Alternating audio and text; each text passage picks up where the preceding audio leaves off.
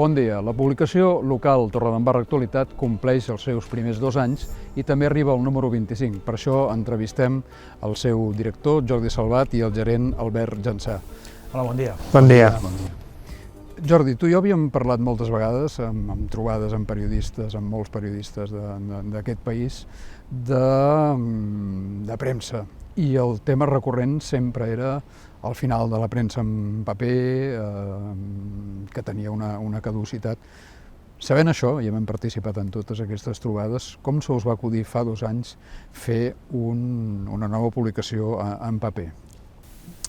Jo aquesta teoria o aquesta història de que el paper estava acabat ja ho sentia quan estudiava la carrera. Quan estudiava periodisme ja aquesta història, a finals dels 90 ja es deia.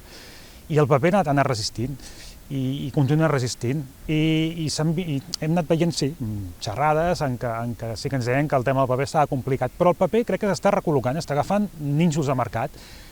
I al nivell local és on el paper encara té nínxol de mercat. I Torredembarra, per la seva idiosincràsia, perquè sempre hi ha hagut una premsa, en aquest cas gratuïta, doncs aquí hi ha un espai. I un dia, en un dinar amb l'Albert, un dinar a Altafulla, també coses curioses que passen, doncs ens va sortir aquesta idea. Era la primavera finals de la primavera del 2019, vam començar a fer números, vam començar a mirar, ens vam animar i vam tirar endavant el Torredembarra Actualitat. Però, Albert, això des del punt de vista econòmic, quan ell et va proposar la idea i a tu et va semblar bé, què significa? És a dir, d'on surten els diners? Quin pla de finançament heu fet i en què compteu? Bé, nosaltres ens financem principalment per la publicitat privada, no? Aquelles empreses i aquell teixit comercial, empresarial que hi ha especialment a Torredembarra, però també per extensió aquí al Baix Gaià. Quan nosaltres treballàvem sobre el projecte ho vèiem, no?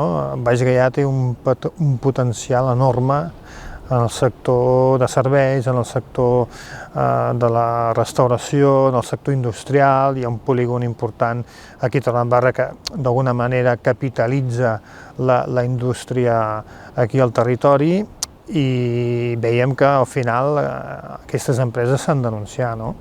I s'han de donar a conèixer. I al final els mitjans de comunicació no només tenen aquesta funció d'informar, de comunicar, sinó també de fer territori, no? De fer territori, de fer país.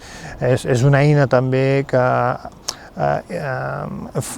funciona com a, valgui la redundància, com a eina integradora socialment, no? I aquí trobàvem aquest nínxol de mercat, el Jordi ho apuntava, no? Jo, a més, sóc un dels convençuts, jo fa molts anys que ho dic, el futur de la comunicació s'escriu a Mela de local. I és on els mitjans de comunicació, i especialment el del paper, on anirà a parar. Per què?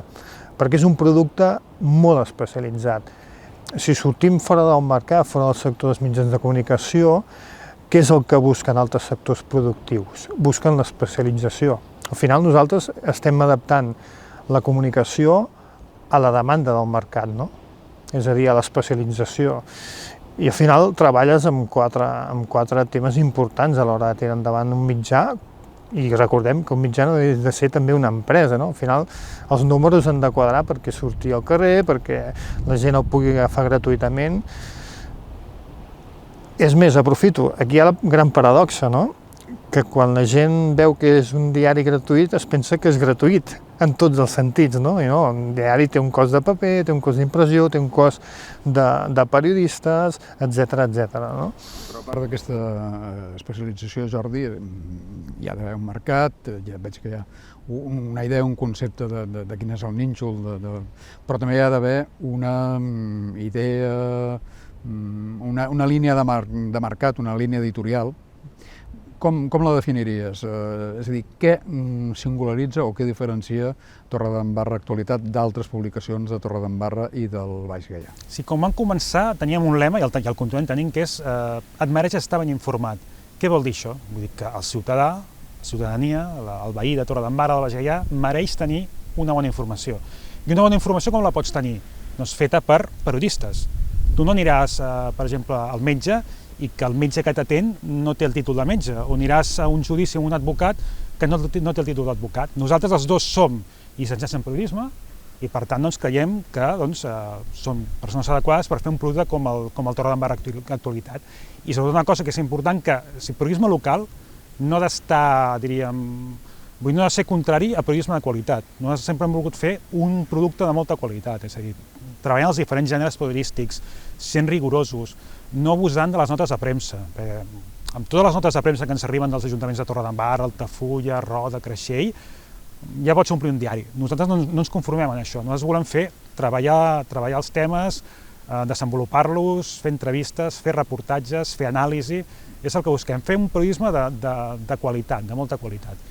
Albert, el públic us reconeix aquesta qualitat i si és així, què us diu la gent pel carrer? Com es reconeix aquesta qualitat? Sí, el públic és intel·ligent, el públic sap el que vol i d'alguna manera hem de tenir en compte que si vivim en un estat democràtic és perquè hi ha una salut de mitjans de comunicació bona. És a dir, per combatre allò que no és democràtic s'ha de fer periodisme i més periodisme. I això és el que deia ara fa uns moments el Jordi, no?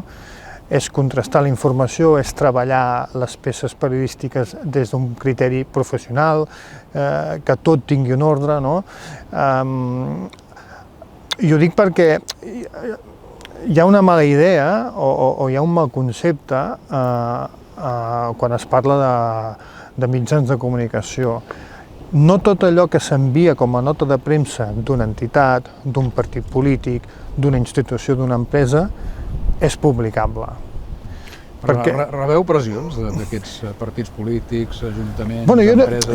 Jo pressions no parlaria. Jo parlaria de recomanacions, de suggeriments, no?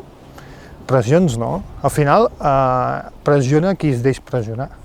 No, i amb el tema polític vam intentar, així com en altres publicacions que hi ha hagut molt de pes de la política, hem intentat que en el nostre n'hi hagués, perquè parlem de política, analitzem la política, però, per exemple, no trobareu articles d'opinió de polítics. N'hi ha d'algun expolític, que ja no està en política, però així com al trobàvem segons quines publicacions de Torredembarra, actuals i passades, plenes articles d'opinió de polítics, nosaltres intentem que no. Informem del que està passant als partits polítics, i la gent troba informació de com s'estan movent les coses, fem anàlisi. A l'últim article de la Contra, que el vaig escriure jo mateix, ens analitzàvem com estava la situació política quan falta un any i mig abans de les eleccions, però intentem que hi hagi també un pes important de la societat, de les entitats, de moltes coses que es mouen al Baix Gaià de Torredembarra, que va molt més enllà del que passa a les parets de l'Ajuntament, del castell. També va molt més enllà del que permet un número mensual l'actualitat, i en aquest sentit crec que hauríem de parlar que, a part del paper, que hem parlat fins ara sobretot del paper, teniu també presència, teniu un web i teniu també presència en les xarxes digitals. Quin seria, diguéssim, la diferència o quin és el plus que oferiu en el web que no arribi a temps al paper? Sí, hi ha un abans i un després, que és la pandèmia. Nosaltres naixem al novembre del 2019. Ningú havia sentit parlar del coronavirus, ni del Covid-19, ni de res, ni ningú s'esperava que pogués passar alguna com això. I nosaltres naixem com un diari en paper, com un mensual en paper, i també a la web anàvem penjant continguts, i algun contingut més que no sortia al diari. A partir del març del 2020, amb l'estat d'emergència, amb tota la gent tancada a casa, potenciem molt la web. I llavors veiem que generem més continguts per la web i que en el paper no hi cap tot. I el que fem és això, és que la web té una vida pròpia, és a dir, el tdbactualitat.cat, doncs anem penjant notícies diàriament, i llavors hi ha el mensual, que el que fem és algunes notícies que han sortit les posem allà, però també incloem molt contingut nou i sobretot contingut, diríem, desenvolupat. Si el paper, la filosofia seria que intentem que hi hagi menys notícies i menys temes, però més desenvolupats. I si preferim en una pàgina que hi hagi 2 temes o un tema sol, que no pas que n'hi hagi 4 o 5 que siguin només notes de premsa o coses molt poc desenvolupades. Sí, al final treballem molt la notícia reportatjada, no? Al final jo crec que el paper el que intentem o el que fem és donar peu a la reflexió, no? Jo penso que també som crítics en el paper i tenim articulistes que... Exacte, d'això volia parlar. Si parlem de reflexió, parlem dels articulistes que teniu, entre els quals m'honoro, tot s'ha de dir, amb qui heu comptat, amb qui heu anat a buscar i què volíeu que reflectís? Quin tipus de persones us interessava tenir signant tant en paper com en el web? Doncs mira, a mi m'agrada molt que em facis aquesta pregunta perquè nosaltres ens podem posar la medalla de que tenim articulistes de tot l'àmbit, de tot l'espectre polític. Jo dic perquè això és important, mantenir la pluralitat d'un mitjà de comunicació. Tant és lícit que escrigui un de la dreta, com de l'esquerra, com del centre, perquè no ho fan tots. I això és molt important que tothom ho sàpiga. Aquí hi ha tot l'espectre polític, però no de polítics, sinó de gent, evidentment, amb tendències, com tenim tots, no ens en podem agafar. Tothom té una ideologia i qui diu que no s'enganya, i tothom té un pensament crític amb la societat. I si no, malament. I si no malament aniríem, no? Però és important recalcar això, perquè a vegades, intencionadament o no, es dona peu a males interpretacions, i el que podem dir nosaltres és que tenim col·laboradors, articulistes, periodistes i no, però especialitzats en història, en geografia, vaja, d'un ventall, d'una diversitat, jo diria, que ocupa tota la gamma de colors, i això és molt important, perquè un mitjà de comunicació és això, és ser plural en tots aquests aspectes. I un detall important, per exemple, que no és anecdòtic. Tenim la pàgina 2 on hi ha sempre 2 articles. Si us fixeu, sempre hi ha un article d'un home i d'una dona. Per què? Doncs perquè és que la societat torrenca encara hi ha més dones que homes, sempre hi ha un 51% contra un 49%. Per tant, en aquest moment som... En aquest moment no, per exemple, en aquest moment no. Aquí el 100%.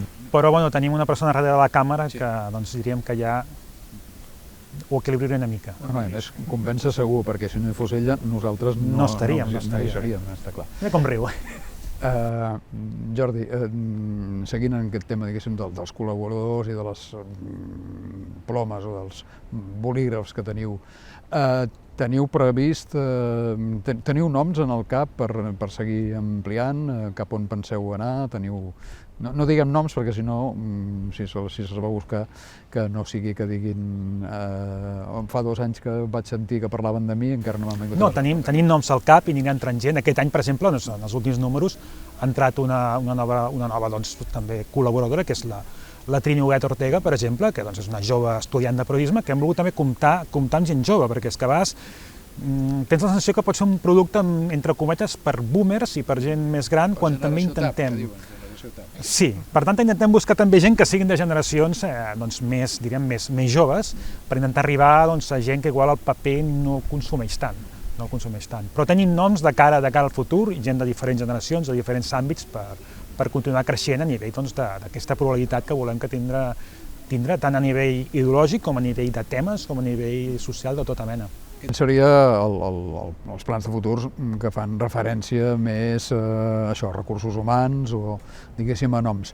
Però des del punt de vista econòmic, de pla empresarial, que segur que el tens, o espero que el tinguis pel vostre bé,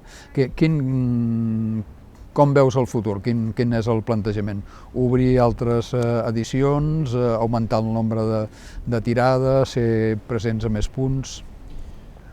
Bueno, primer és important no córrer, això és molt important. Perdona, abans que això, quants exemplars esteu traient ara? 5.000 exemplars mensuals. Important que està auditat, això també comenta l'Albert, que és interessant de comentar. Són 5.000 exemplars cada mes auditats per l'Oficina de Justificació de Difusió, que perquè ho entengui la gent és com aquell que té un ascensor a casa i ve qualsevol entitat d'inspecció perquè aquell ascensor certifiquin que és tot correcte, no? Doncs a nosaltres ens ve una empresa cada mes i ens diu, senyors, certifico que durant barra actualitat acredito, certifico que tira 5.000 exemplars. I ho posaré molt clar. Nosaltres estem auditats per la mateixa empresa auditora que certifica El Mundo, El País, El Punt Avui, El Diari de Tarragona. És a dir, capçaleres, l'Heraldo de Aragón, esportivament el Marca, el Nou Esportiu, capçaleres d'un prestigi estatal indiscutible, no? Això no ho poden dir tots a nivell local, i això és important. És important perquè vol dir que no enganyem. I si et diem que tirem 5.000 exemplars i que tenim 16.000 lectors, és que els tenim, no ens inventem. I això és molt rellevant, no només pels lectors, sinó també per les empreses que ens donen suport, que són moltes, i des d'aquí també els vull agrair doncs, la seva col·laboració, que des del primer dia es van obrir les portes. Tornem, si sembla, una mica a la pregunta. Deies que no... Es nota que soc periodista, perquè sé desviar a vegades també. Doncs, per això hi ha la I tu també insisteixes, molt bé. Cap on aneu? Cap on anem? Anem primer cap a consolidar encara més un producte al territori, i no només parlo de Torredembarra, sinó del Baix Gaià. Jo penso que hi ha punts encara al Baix Gaià que ens hem de consolidar fortament com ho estem aquí a Torredembarra, tenint en compte que vam néixer en ple esclat de pandèmia. No és fàcil, i creiem que no és fàcil, ho torno a dir, no des de ser una empresa que necessita ingressos per tirar endavant. Fa poc celebràvem l'assemblea de l'Associació de Mitjans d'Informació i Comunicació de Catalunya, que per cert, nosaltres, i també s'ha de dir que és important dir-ho, nosaltres som un dels referents dins de l'AMIC a nivell local. De fet, ens van prendre com a exemple, com a mitjà de comunicació local, que va néixer en plena pandèmia i s'ha consolidat. Penso que això és una cosa que hem de dir en majúscules.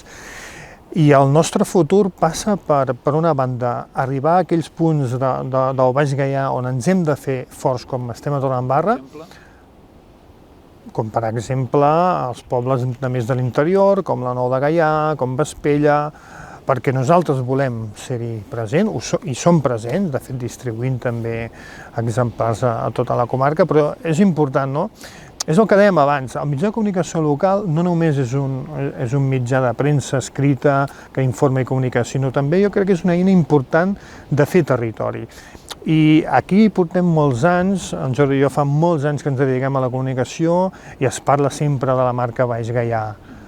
Nosaltres això ho tenim en el nostre ADN i és el que intentem fer, però clar, cal també que les institucions i les empreses del territori s'ho creguin de veritat, no? I és una assignatura pendent que té el territori. I jo me l'estimo molt al meu territori, Fixa't tu que jo vaig néixer a Baix-Amar i vic a Altafulla, i faig vida a tots els pobles del Baix Gaià, i ho dic així en plan irònic, però és veritat. Jo, quan vaig a fora, per mi és un orgull dir que sóc d'aquí, no? Però jo, quan vaig a fora, també observo, i a més hi parlo amb gent, amb la feina que tenim, doncs, evidentment porta a conèixer molta gent, i te'n vas, per exemple, a la Costa Brava i allà hi ha un altre sentit de l'agrupació, no?, de municipis, que jo crec que és el que queda pendent aquí. Que és impossible? No. Tot és possible sempre que hi hagi voluntat de fer-ho.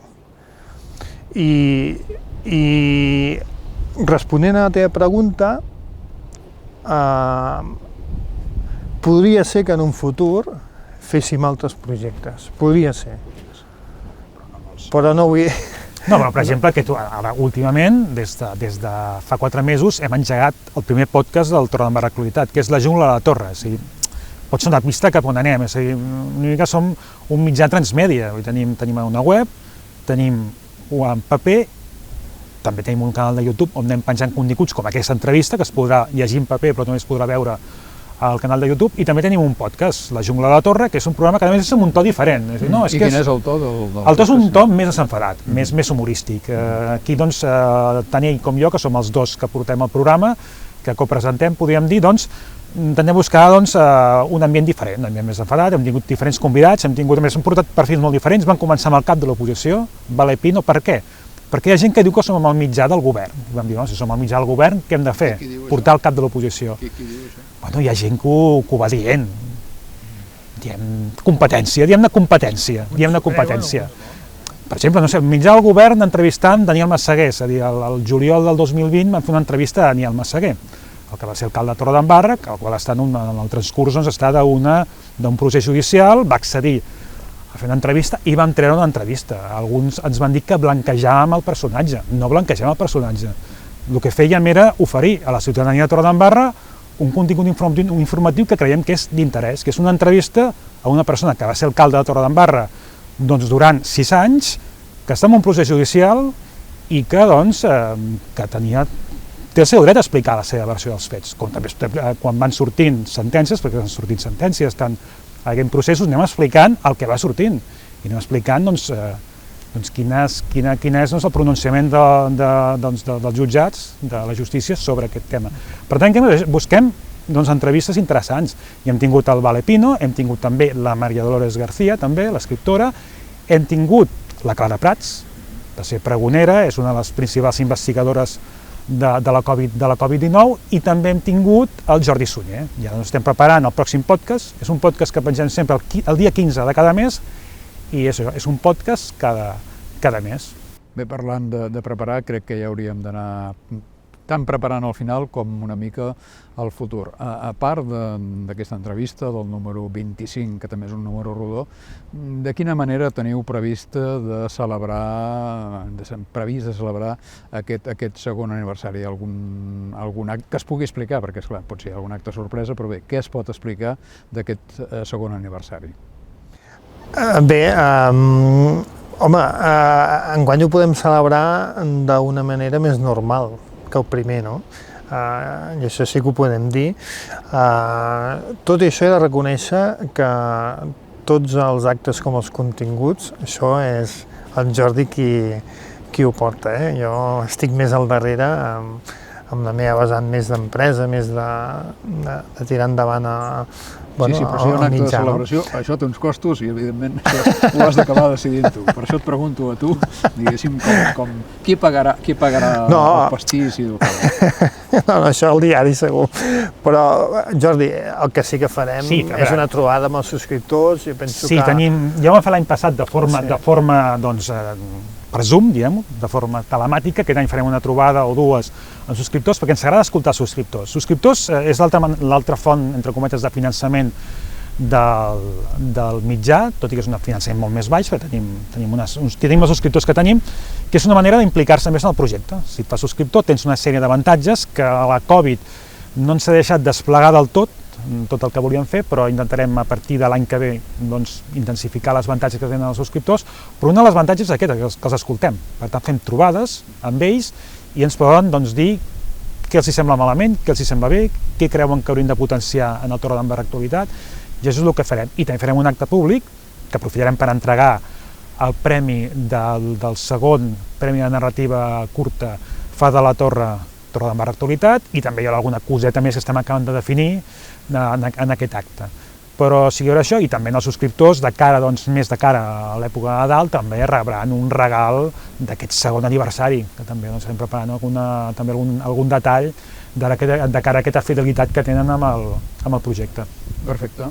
No hem parlat de moltes altres coses que segurament podíem haver parlat, del Premi de Narrativa Far de la Torre, en podíem haver parlat més, però jo crec que hem de deixar coses per poder parlar d'aquí un any, aquí mateix, al costat justament del Far de la Torre, per aquest presumpte o esperat tercer aniversari. Gràcies a vosaltres per haver tingut aquesta idea i a tota la gent que hi ha col·laborat, que ha llegit i que espero que ara estiguin escoltant aquesta entrevista. Gràcies, Jordi, gràcies, Albert. Moltes gràcies. Gràcies, Carles, a tu, bon dia.